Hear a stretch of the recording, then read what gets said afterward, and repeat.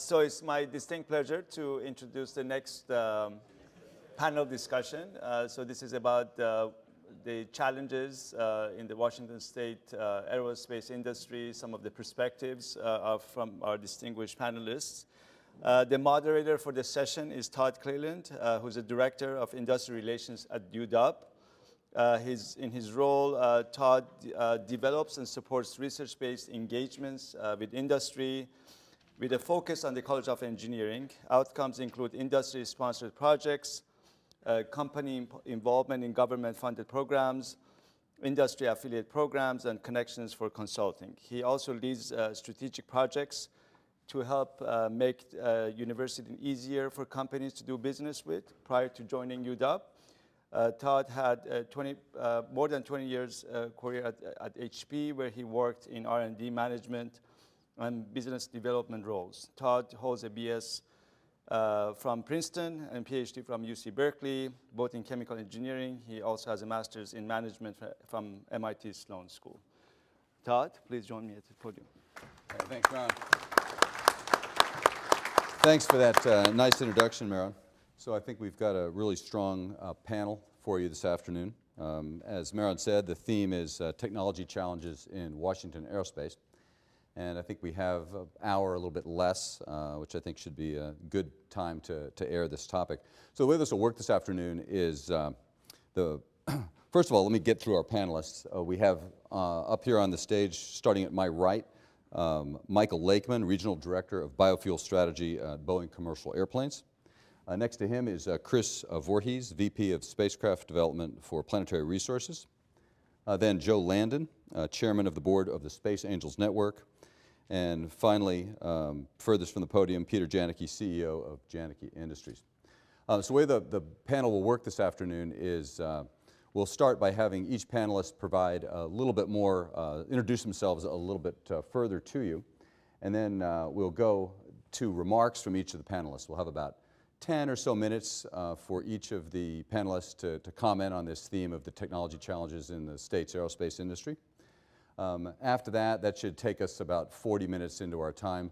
Then we'll go to some prepared questions. And then with 10 minutes to go or so, we'll open it up to the floor for you all to bring your questions to the panel. So why don't we start with just a quick round of a little bit more background on our panelists here, starting with Michael. Thank you.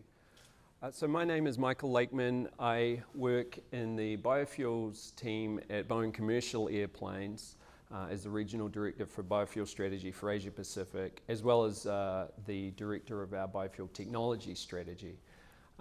It's a great pleasure to be here today and be back on the UW campus. I spent more years than I care to admit as a graduate student here at the UW studying microalgal physiology and evolution, which seems a long way from aerospace.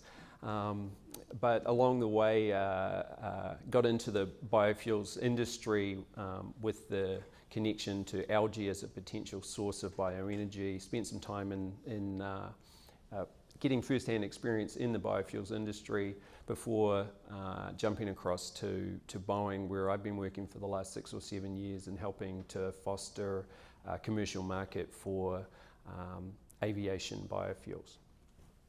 Great. Hi, everybody. I'm Chris Voorhees. I'm Vice President of Spacecraft Development at Planetary Resources. I've been with the company since pretty much its start, about 4.5 years ago. I'm responsible for the technical team's activities and our development of spacecraft systems. Before I was at Planetary Resources, I spent 16 years at NASA's Jet Propulsion Laboratory working on interplanetary spacecraft, mostly Mars surface systems, starting with Mars Pathfinder back in the mid-1990s, all the way through Curiosity. So if somebody has a Mars question eating at them as well, I could probably answer that too. Okay. Joe? Hello, I'm Joe Landon. I'm the chairman of Space Angels Network. And we are a group of angel investors that focus on space and aerospace investments. And I'll probably be able to share a little bit more about us later. I've been working with Space Angels Network. I was part of the team that created it back in about 2007. I've also had the opportunity to work with Planetary Resources in the past and other space companies like Space Adventures, and also Boeing Satellite Systems in El Segundo, formerly Hughes. So I am a recovering aerospace engineer who has then went on to business school. So now I focus more on the financial side and business side of the space industry. And finally, Peter. And my name is Peter Janicki. I'm the CEO of Janicki Industries. I founded Janicki Industries in 1993, and it's grown now. We have, I think, about 750 employees and do predominantly aerospace work and tooling and parts, pretty much around the world. And so I've had a real interest in the entrepreneur side of trying to grow a business that's in the aerospace. We started out in the marine industry and kind of migrated into the aerospace industry. And then here about a year ago, I founded another company called Janicki Bioenergy that is doing a lot of work in water and sanitation. And I learned a lot about excitement in the industry and how excitement can really bring really good people from all over the world. And I got an opportunity to have Bill Gates came and did a little video on our processor that we're making. And the kind of excitement that we got around the world was amazing. And so when we go to these career fairs in different places, I have two booths, one that's Janicki Industries booth and one that's the Janicki Bioenergy booth. And I think I have a lot to share about how you see the reaction from around the world and how it affects the type of people that you can bring into your organization. And I think there's a lot to be learned there that I'd like to share. Thank you. Great, thanks, Peter. So we'll now move into remarks from each of our panelists. The panel is pleased to bring you a PowerPoint-free panel, so we won't. You don't have to. You can direct your attention right up here to the stage.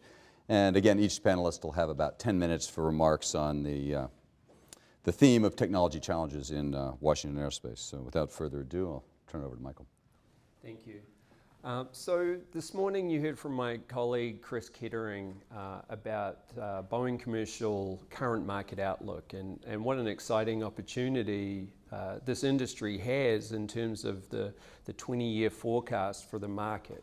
Multiple trillions of dollars of airplanes, and that's a big motivator and it drives a lot of excitement. I'm going to kind of flip that around a little bit and say, well, yeah, that's a nice shiny future object, but it doesn't come without threats, and it doesn't come tapping into that market. Doesn't come without potential negative impacts. And the primary challenge to us being able to attain those really kind of unbelievable numbers of future aircraft deliveries is the reliance we have on fossil fuels. The fossil fuels are a challenge for the aviation industry in two serious ways. One of which is the economics of relying on a fuel that is inherently unstable in terms of its pricing. The volatility is as much of a challenge for airlines as the increasing trend over time. The other major challenge, of course, comes from the environmental impacts of combusting fossil fuels and the CO2 especially that is produced. So addressing this reliance on fossil fuels really is critical for our industry to provide us the license to grow to that phenomenal 20-year target that we see.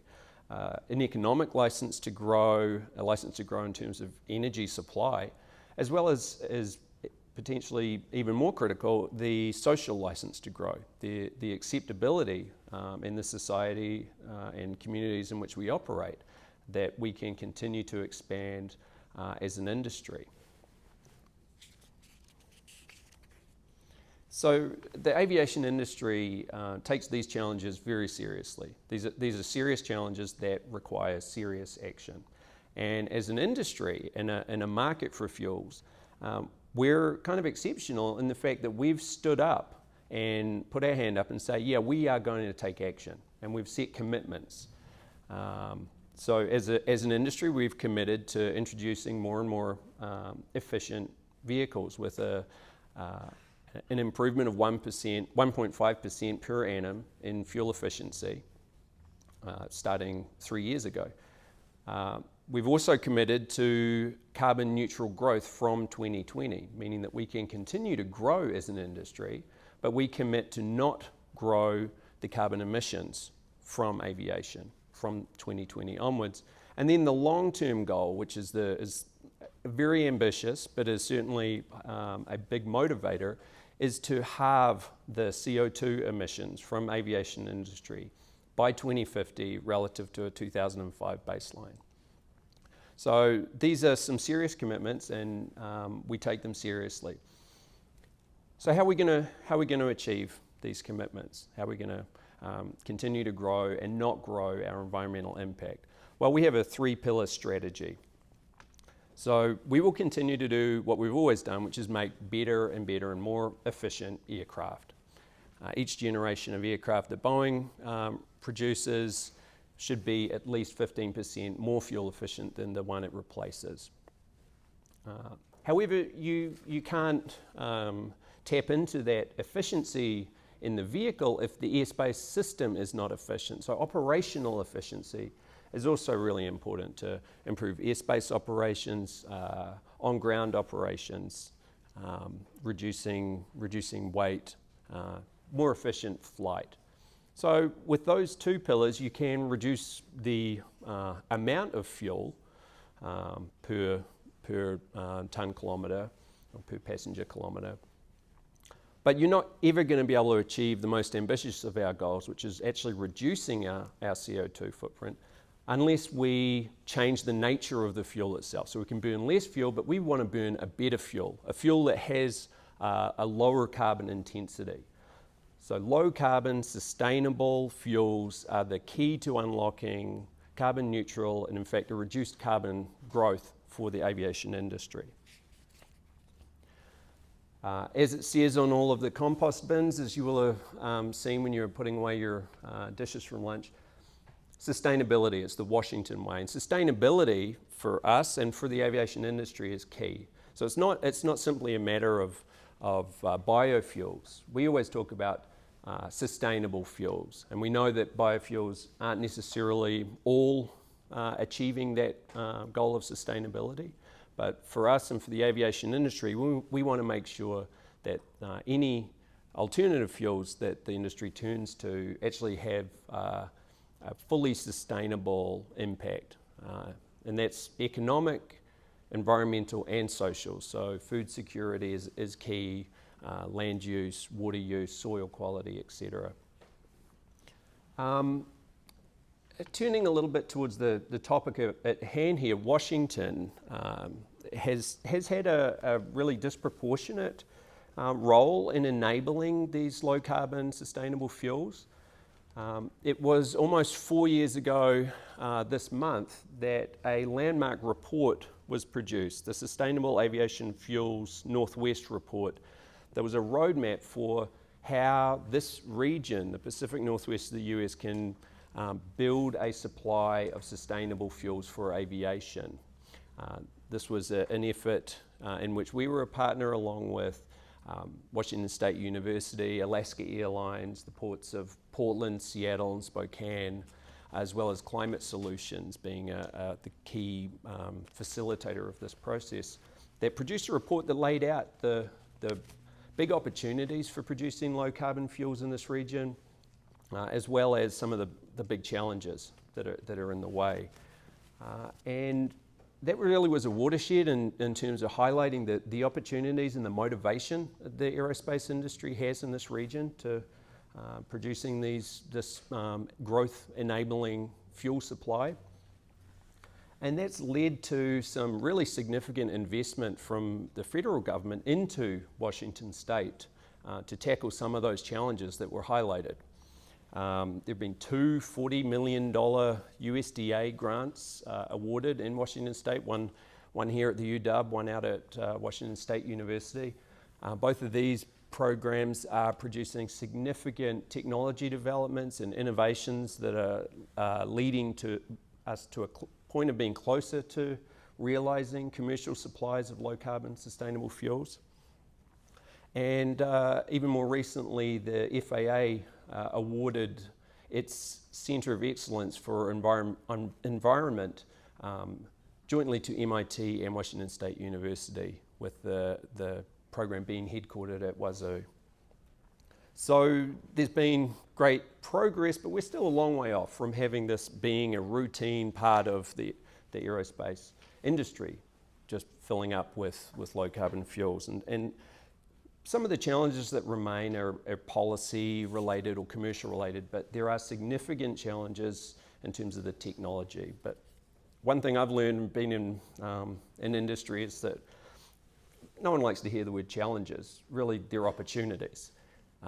And so for small enterprises, for researchers, the significant opportunities in technology development for aviation biofuels run the whole gamut of the value chain. You've got innovation opportunities in feedstocks, new types of crops or feedstock systems. You've got existing feedstocks that just aren't efficiently handled or collected.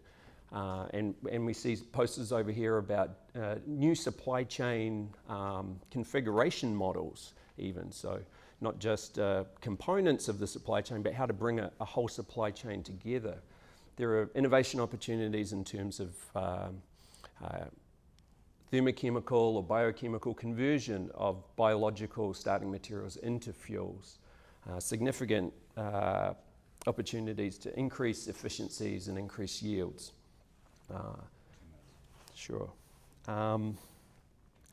There are innovation opportunities at the interface of the feedstock and the conversion technologies. And once you have even produced a fuel, there are technology challenges in understanding the performance of the fuel, the properties of that fuel, to make sure that any new fuel is appropriate for use in aviation. And potentially the biggest challenge, technology challenges, is in scaling up production, going from the bench scale to pilot, to demonstration, to full commercial scale. And at each step there are unique challenges, but these are the challenges that really need to be overcome if we are ever to have realize that dream of a low carbon fuel supply in this area. And I think it's really important that there are models like JCATI that bring industry and researchers together, because it's only through partnerships that these challenges of scaling up can successfully be addressed. And I'll leave it at that. Thank you. Great. Thank you, Michael.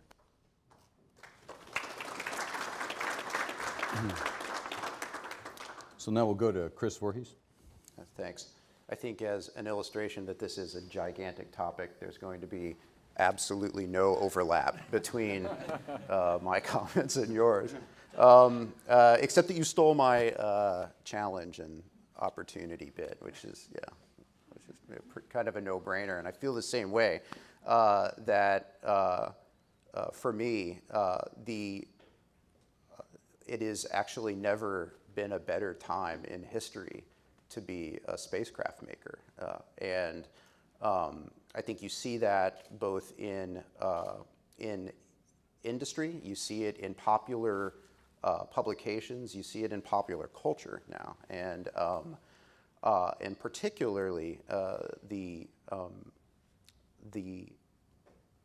disaggregation of large satellites into small satellite platforms is actively going through experimentation, both technically, financially, and in business innovation. And the Seattle area is at the forefront of that work. But let's take a step back and look at the ecosystem that is starting to develop. Let's see, we have at least 3 businesses that are going to attempt what Teledesic did back or attempted to do in the late 1990s and make another go at it. And that's provide satellite broadband through hundreds of non-geostationary satellites in orbit. You have SpaceX that has announced to do it. SpaceX has located itself in the Seattle area to do just that. You have OneWeb and a collaboration with Richard Branson and Virgin. And you have LeoSat.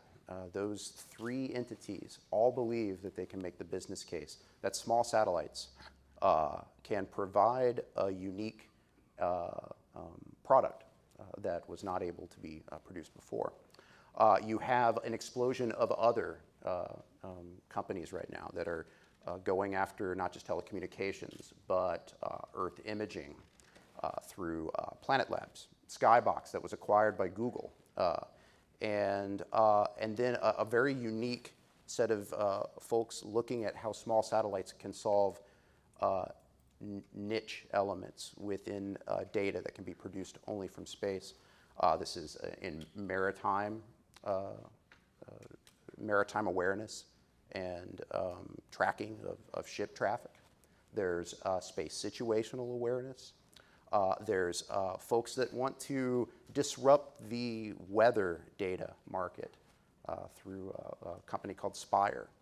All of these have grown out of an enabling set of technologies that began back in the 50s and 60s through the investments that the United States government, states, other institutions have made in our aerospace and space systems, specifically infrastructure.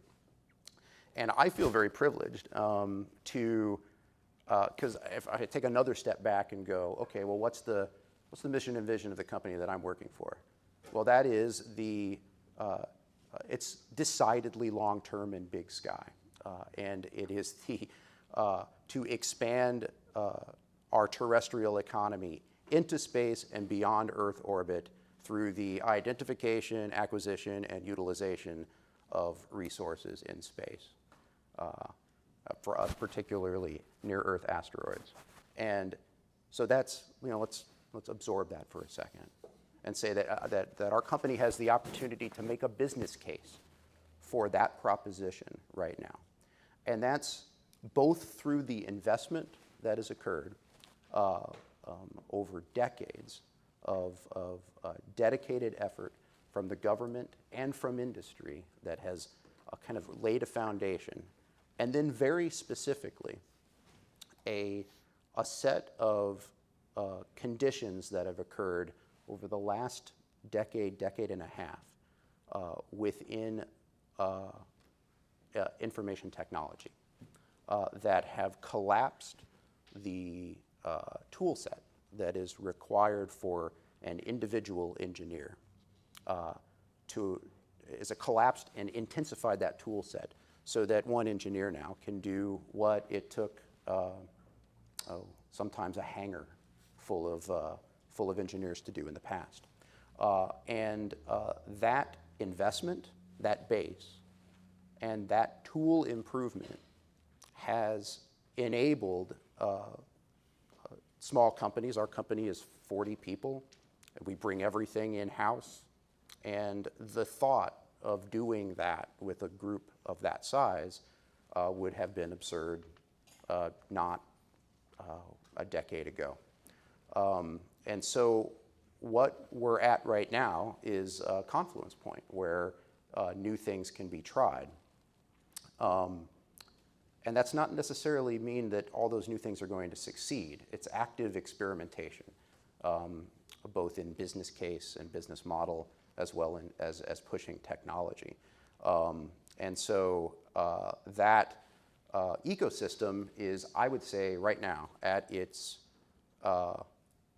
very dynamic, right? I mean, it's changing on a weekly basis. I find out about new companies that I didn't even know exist, and I really try to find out. I try to have the best intel possible, and I'm still surprised every week at somebody who's popping up that's going to try something new, and that's really exciting. I would say that it's at its most fragile right now as well, and despite the fact that seed investment, as Joe I'm sure will talk about, venture capital, equity investment, and is all kind of flowing into this marketplace pretty dynamically right now. It needs time to play out, and it needs support to play out, and it needs incentivizing and infrastructure to establish itself, and otherwise it could collapse right back down to where we were 10 or 15 years ago. And I think I'll just use one example and then probably just come back to with questions when we get into it. And that's another element of this percolation that's coming from below, since we're at the UW, is through university small satellite programs that over the past couple of decades have grown into their own little space programs that people don't really, sometimes don't know a lot about. But universities have been launching their own satellites for decades through the efforts of professors, undergrads, and graduate students. And a lot of this percolation has come from young people with ideas that look at their option space, maybe don't see NASA as I did, maybe back when I was a student, and want to try something new. And a lot of those are going to fail. Some of those are going to succeed, and there needs to be more of that. And that percolation is, I think, one of the real challenges that we have both in Washington State that other states do. One of the things that I want to mention to this group is that Washington State is one of, and it's not a very big number, 4 or 5 states whose space grant or its university program has not sent a satellite into space. And well, we shouldn't probably keep that way for very long. Because we have our own ecosystem growing here. We have our company, which is small, but it's growing. We have Andrews Space, we have Tethers, we have SpaceX, who moved in next door. And that marketplace needs to be fed. It needs to be fed locally. It needs to be inspired locally. And so that, for me, there's a lot of challenges, but to just be able to pass off to Joe, that one is at the forefront. If we can nurture it, if we can keep it going, we'll end up in a decade or two in a demonstrably different place than we were a decade or so before. So thanks. Great. Thank you very much. So we'll move on to Joe Landon. All right, thanks. I think that was a great job, Chris, laying out some of the issues. And I think I'm going to look at some of those same issues or discuss some of those same issues or question, but through a lens of an investor looking at the industry. And I spend most of my time studying and working on the commercial space side of the aerospace industry, which I think is very relevant for Washington. As Chris mentioned, we're emerging here in Washington, and in particular in the Seattle area, as a major hub for the commercial space industry. We've got companies moving here, companies starting here, investment dollars flowing. So that's really exciting for us here in Seattle. But I'd like to go back to where Chris started. It's a good, never been a better time to be in the spacecraft business. Is that so? Yeah. Personally. So I think that, similarly, there's never been a better time to be an investor in spacecraft companies or commercial space companies. I want to look back 10 years ago, or over about the last 10 years, really to what I think is the start of commercial space investing.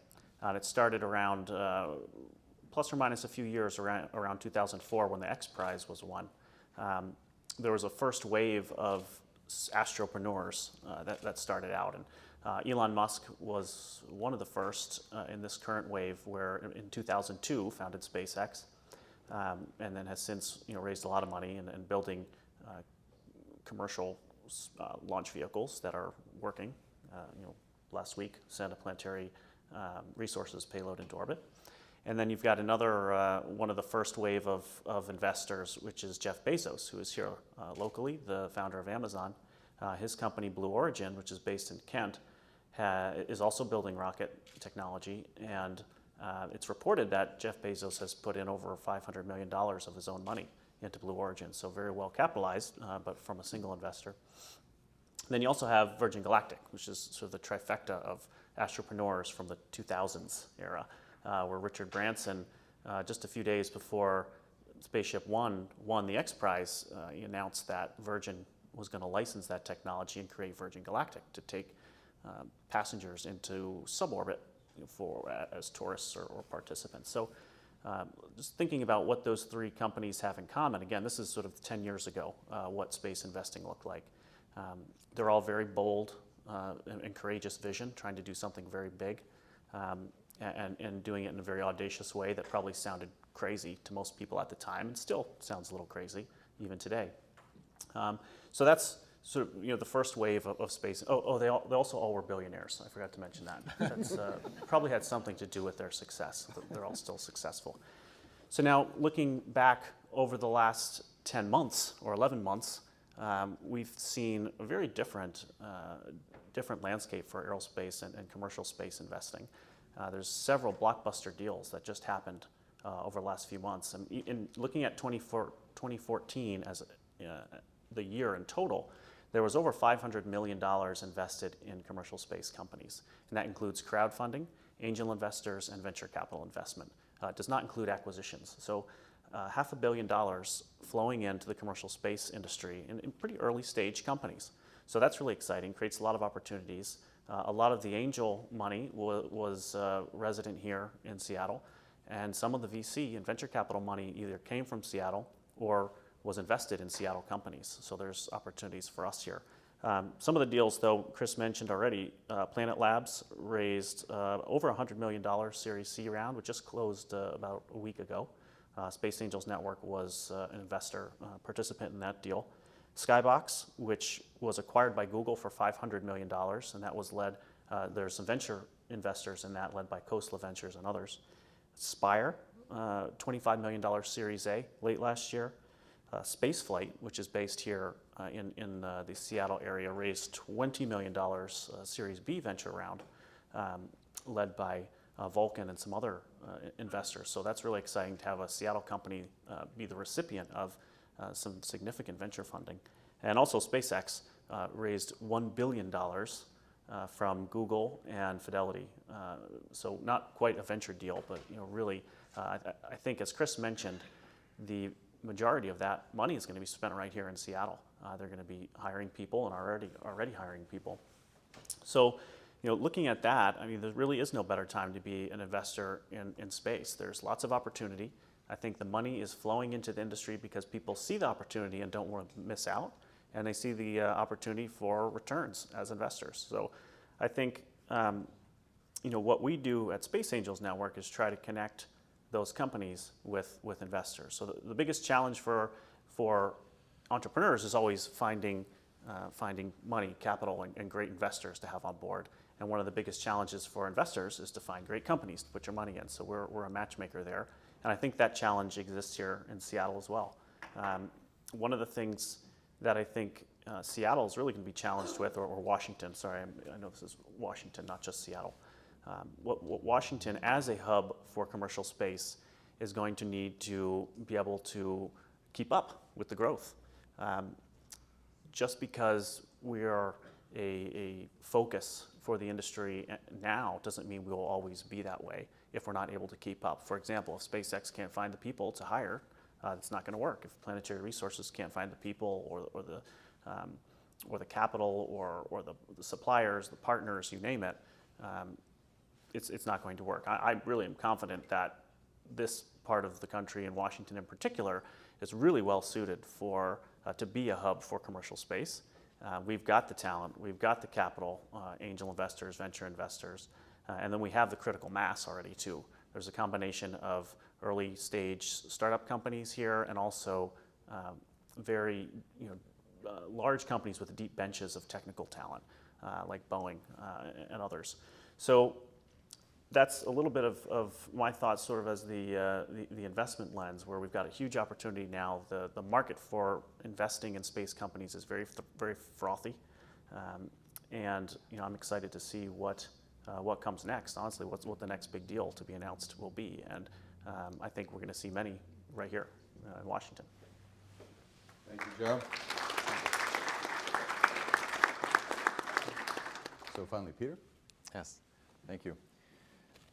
So when I look at this, the different technologies that are going on, I kind of think back to the project that we did for Lockheed Martin, where we're drilling and trimming all of the panels for the Joint Strike Fighter. We set up a specific facility down in Salt Lake City to do that, and the wings, the tails, most of the fuselage pieces go through that facility. And the unique thing for that particular project was it was a determinate hole and assembly. So normally they put two panels together, they drill them, they put a rivet in. On the Joint Strike Fighter, they wanted to drill the holes for the fuselage substructure and then drill the holes in the panels separately so that every panel on every airplane was interchangeable with every other one, which required hole tolerances, plus or minus about 2.5 thou. And that hadn't been done before. And so it took a tremendous amount of software and engineers and fixturing and everything, and we were able to achieve that. And when we set up that program, we thought that was an anomaly, that type of really, really high precision machining in carbon fiber composites was something that we would get one contract from one customer and that would be it. It would never happen again. And then over the years, we started getting more and more contracts that were similar to that for very, very high precision carbon fiber machining. And what I started to realize is that the carbon fiber technology is relatively a new technology, and the really precision machining that associates that is still kind of in its infancy.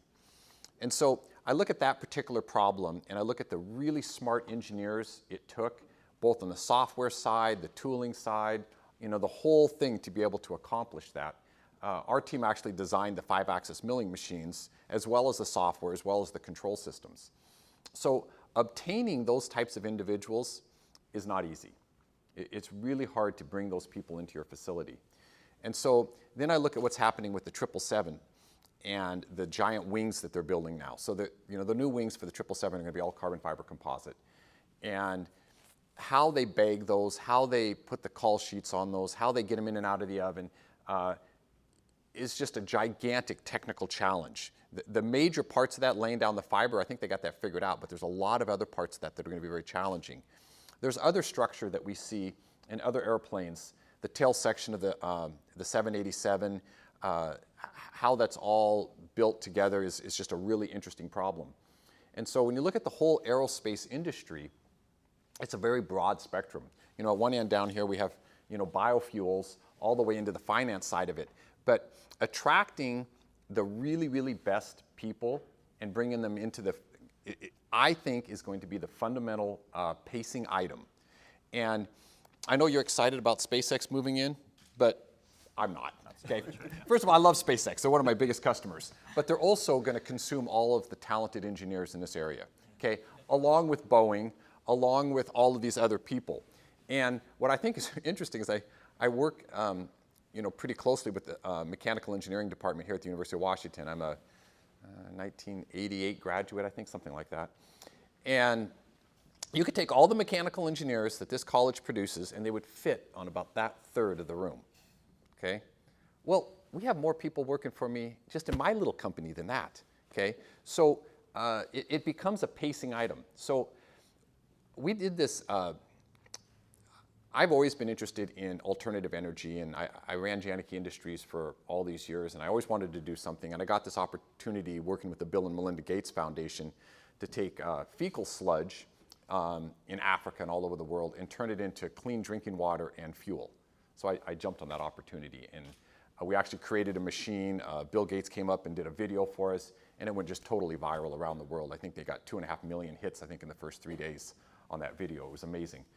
And so what I see is that when we go to these career fairs and we go to these different places, I have hundreds and hundreds of resumes on my Janicki Bioenergy site. And these are the most amazing people from all over the world, people with experience, people from every sector of life, college kids. There's just this tremendous amount of interest. And then on my Janicki Industries side, it's very challenging to get these guys to come in and spend the next 20 years working on some carbon fiber composite part. And in reality, I've worked on both. I think they're both very interesting problems, and they're both very exciting. But one of them has all this buzz, and the other one doesn't. And so I think one of the challenges for us is to figure out how to get the excitement level up. I know when we do the career fairs, I see, there's a lot of excitement with Apple, there's a lot of excitement with Google, there's a lot of excitement, I think, with SpaceX, okay? But I think what's happening right here in the state is really interesting and really exciting, and somehow we've got to bring the youth into that and generate that level of excitement. And the other thing is, I don't know how to do this, but our colleges simply have to produce more talented kids at a higher rate. Even if every single student was superstars, we just simply don't have enough of them to support the growth in the industry. And that's just, that's going to be the throttling device that I see going forward. One of the other things that I look at when I go to solve a problem is I often have customers come to me and they have a problem and they have no solution. And in fact, they made a kind of a special effort to make sure there was no solution. They kind of think it's cool that there's no solution to the problem. And so they frame the box such that there's no solution.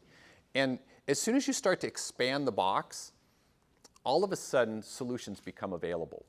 And so an example of that was on our water and sanitation project.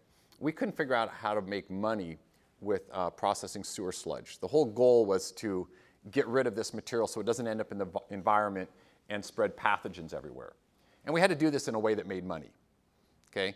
Well, that problem set, when it was presented to me, had no solution, okay? But as we expanded the problem, we started to look at the water that was in the sewer sludge. And most of the places around the world that are having all these problems are very arid and they don't have water. So as soon as we extracted the water out, that was one key component to taking something that didn't work and making it work. So we had to look bigger than the problem solution. And so as I hear all of the interesting things about the biofuels, I think the biofuels is an amazing story.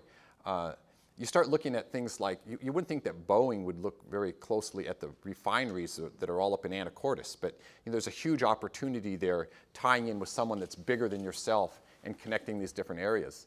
A very interesting part of the problem is you wouldn't think of Boeing as thinking about garbage.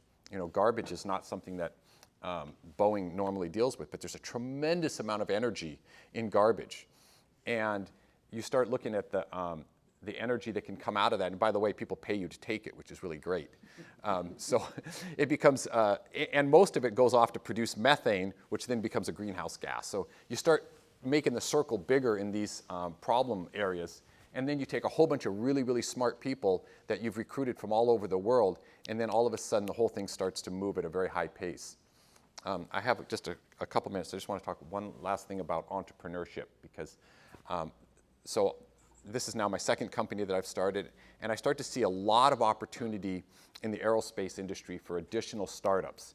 And it's hard for people that are just someone out of college to start a business that's, launches satellites into space. You can't hardly do that.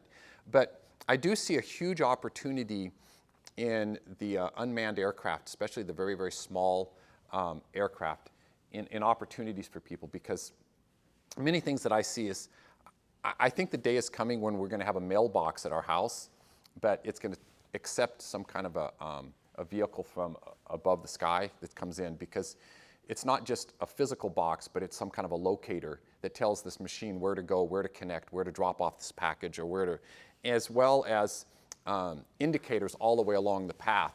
And I think that these types of little electronic devices that are communicating with cellular networks, communicating with these things, there's just a giant, that doesn't exist today, and anytime something doesn't exist means there's opportunity.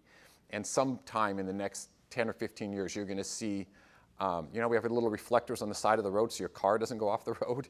You're going to have something very similar to that all throughout your neighborhood that allows these ROVs to do their job in a safe manner. Great, thank you, Peter.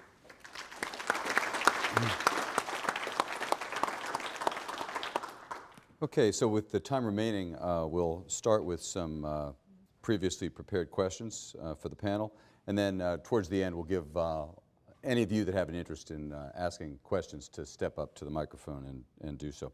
So I'll start off, since this is the JCATI symposium, I'll start off with a JCATI themed question. The JCATI model is to pair the state's research universities and industry. Do you see this type of collaboration expanding as technology changes, and how can industry take better advantage of the state's academic expertise?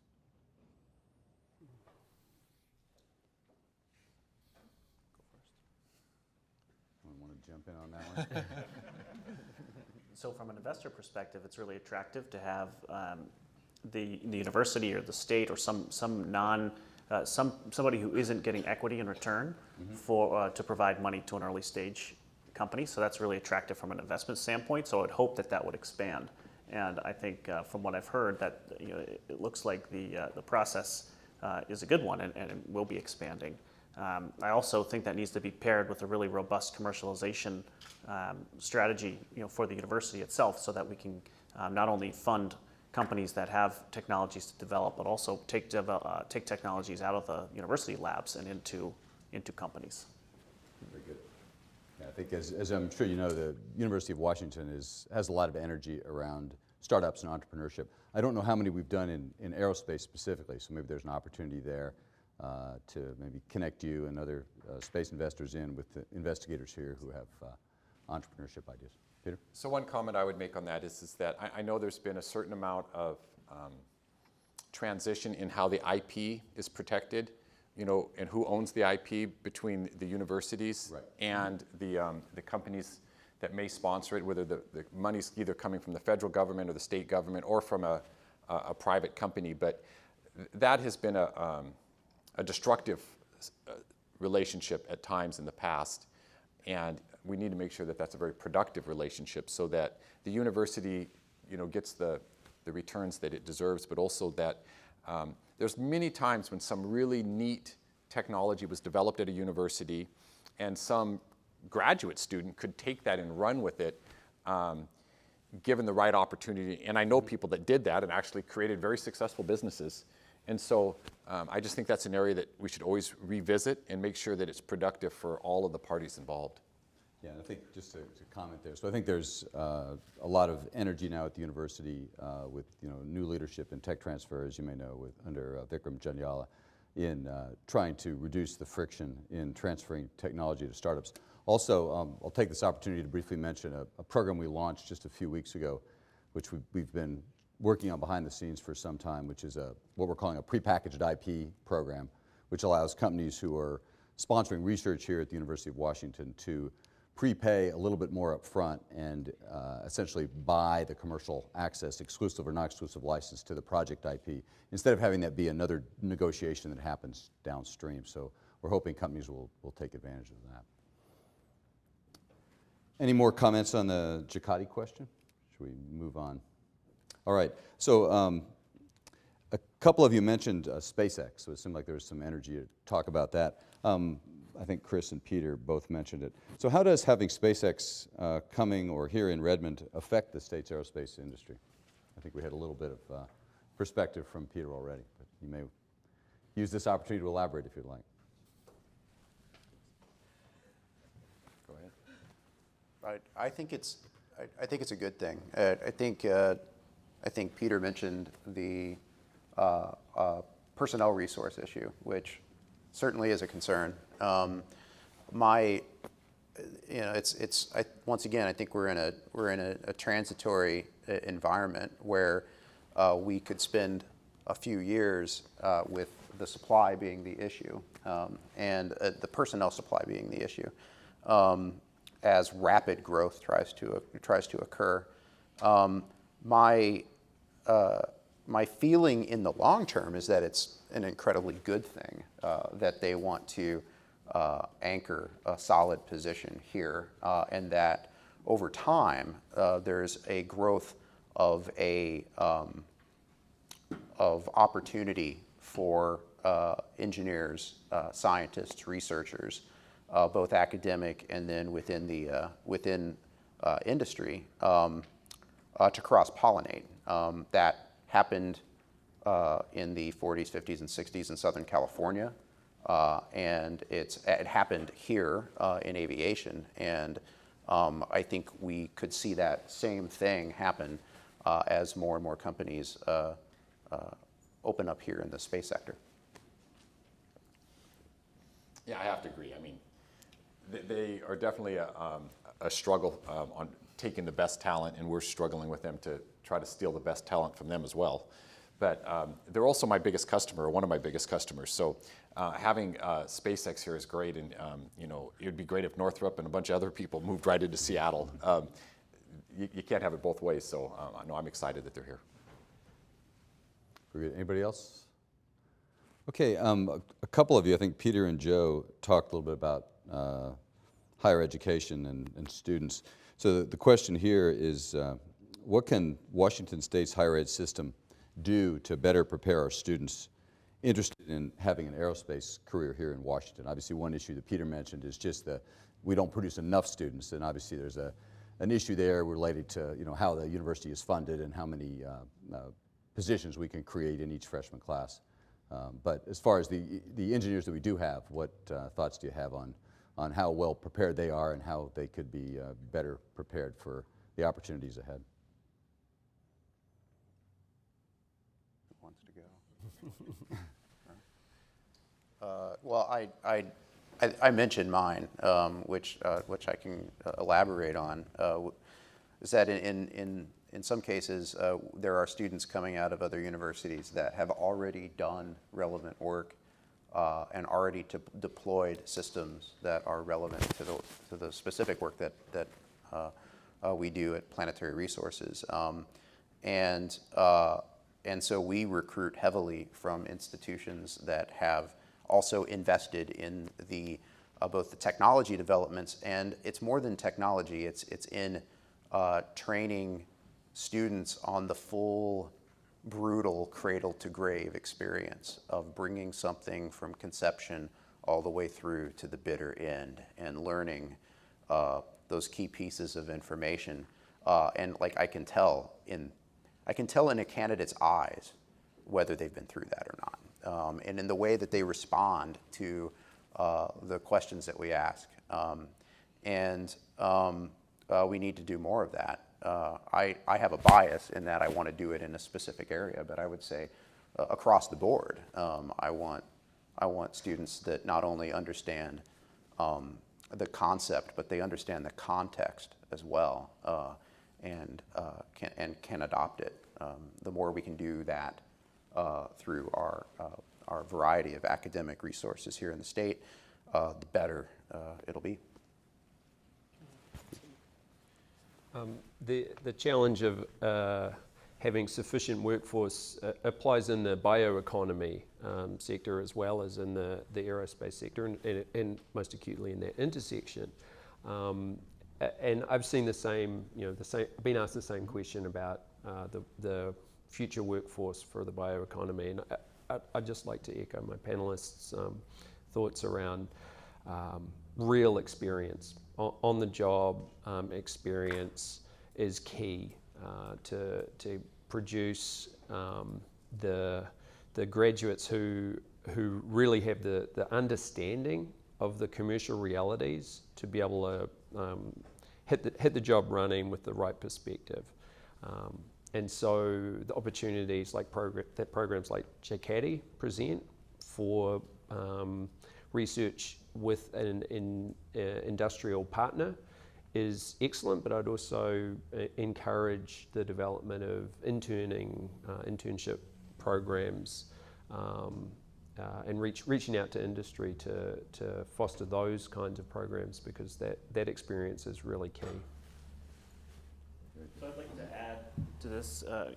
It's very often that we associate the technical disciplines with aerospace and aerospace education. I think it's also very important to look at non-technical disciplines as well, particularly in the business school. I know that studying the role of a business person in very general terms at Amazon or Microsoft can be quite different from that same role at aerospace company or any company creating hardware for that matter. So I think there's an important realization that we need to focus on the non-technical disciplines as well and building that workforce so that we can have managers, finance folks, business development folks to go alongside and sell and administer all these cool technologies that we'll be creating. So I know there's a financial issue, but I think the first thing that we need to try to focus on is educating our own kids as much as possible. And I know there's a lot of kids from out of state and also out of country that come to our universities. And a lot of those kids then end up going back to their own countries or back to their own states. And so they're not available to us. We educated them, but they're not here available to us. The other issue is the university can only do so much during the period of time that it has them, and recruiting the right kids and getting them in. And the biggest thing that we see is engineers are not often great leaders. And trying to get great leaders that are engineers is really difficult. And so the leadership part of that is critical. I know that we look at academic, we look at all these other issues, but getting individuals that have the personal skills, what I tell a lot of my kids that I'm mentoring is if you really understand human nature and you understand how humans think and you can interact with humans, you'll drive a really nice car someday. I look at someone like Seinfeld. That guy understands human nature. He understands what makes people jealous. He makes people happy, makes people laugh, makes people cry. All of those issues are just absolutely critical to being in a very intense environment with a whole bunch of people and making it all click. There's one person in the room that can make that all work, and those people are very, very valuable. And usually if you're getting really, really frustrated because you can't interact with someone, it's because you're not an expert at it. If you were as good in calculus, or if your calculus skills were reflected in your human interaction skills, you know what, you'd win. And that's what I tell these kids. Great. All right, very much. Well, thank you very much, Peter. So we have a few minutes left. As promised, I wanted to give those of you out there on the floor an opportunity to ask our panel some questions. We've got a real broad range of experience and expertise here. And so anyone who would like to ask a question, please step up to the microphone. Hi. I'm Rosemary Brester with Hobart Machine Products, and my company was founded 40 years ago here, and I've noticed the panel discussions today, and there aren't too many women here. And how do we engage more young women into this career field? Because I think there's a great opportunity for them. Thank you. I'll take a crack at that. I think it goes back to what Peter was saying about the education and attracting students into the right disciplines. I think there's that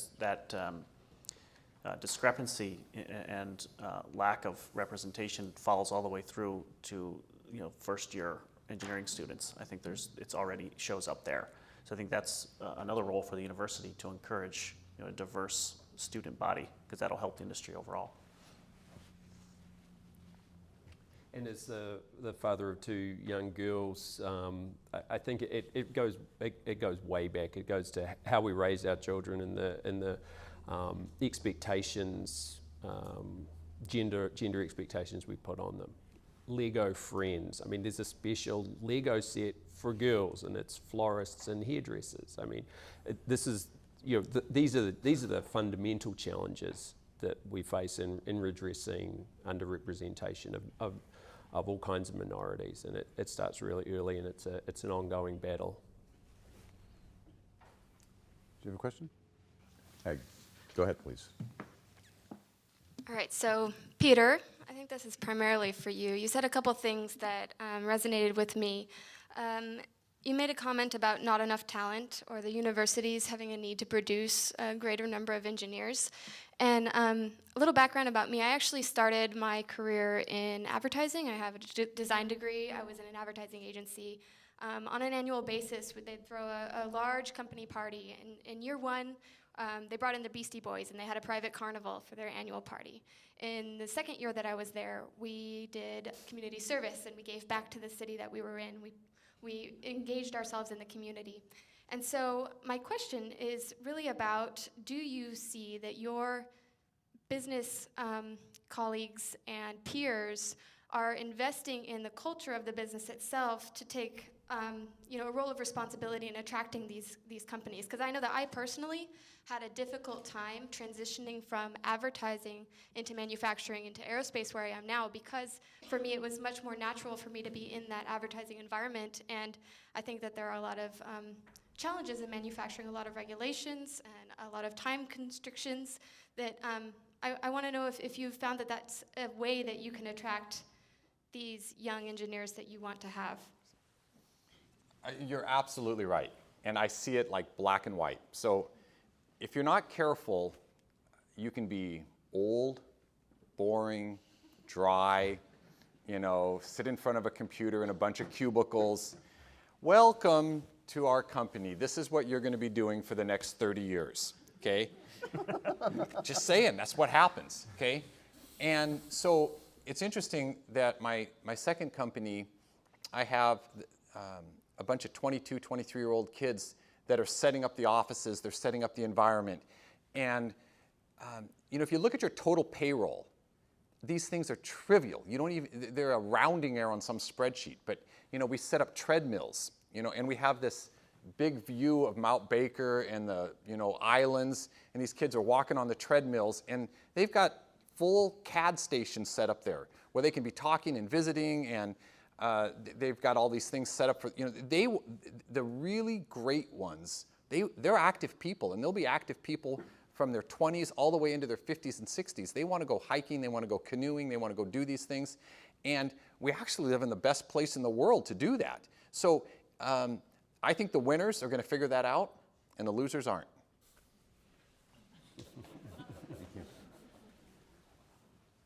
Good. Okay. This won't be as exciting as that last question. So having come from Texas over to Seattle because of Teledesic, I'm wondering what your feel is on its demise. You know, was that 20 years ago, 15, 18, something like that? And how you feel about technology as it has improved, and do you think those challenges have been overcome? So first of all, you got to know why it died. Yeah. And then, so. Well, and that's a subject of some controversy too. That's a giant question that I'm not sure I can totally answer. I think that I'll give you the one thing that's changed, I think, in the positive way, and the one that hasn't in the negative way.